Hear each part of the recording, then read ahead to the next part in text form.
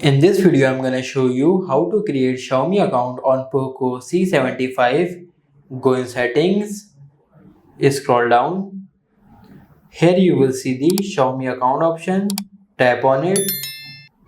I want to create the account, so I will simply skip the sign in option and tap on create an account. Now here enter your country region, email address and password. I will simply enter the email address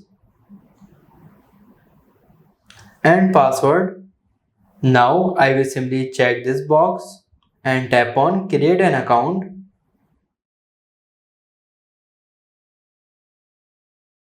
Now simply tap on I am not a robot.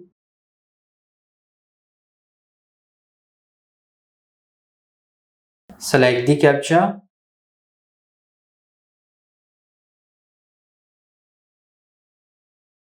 Google password is saying to save the password, but I don't want to save the password, so I will simply tap on not now. Now enter the verification code here, which will send to your email. I will simply enter the code.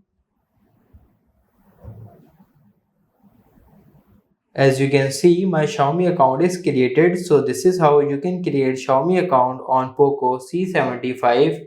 If this video helps you, like this video and subscribe the channel.